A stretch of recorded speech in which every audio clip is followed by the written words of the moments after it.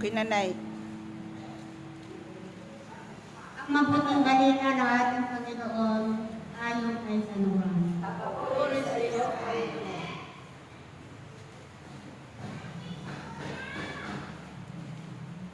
Ang kumakain ng aking laman at umiinom ng aking dugo ay nananahan sa akin at ako sa kanya.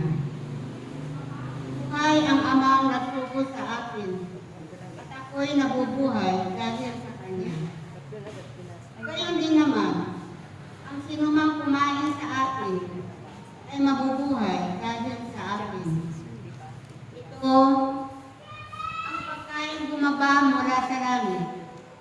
Ang kumakain nito'y mabubuhay magpakailanman. Hindi ito katulad ng kinain ng inyong mga magulang sa ilang. Namatay sila, bagamat kumain niyon. Sinabi ni Jesus nang siya'y nagtuturo sa sinagoga sa Capernaum.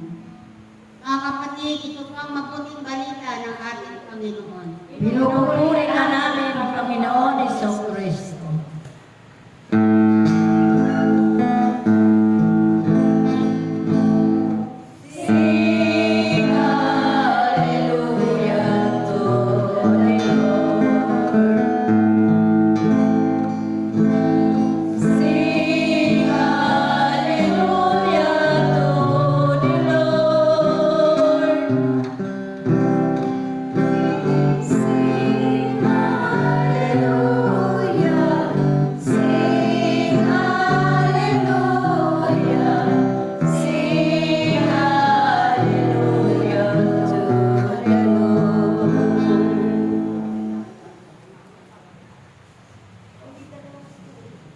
Para matapunan.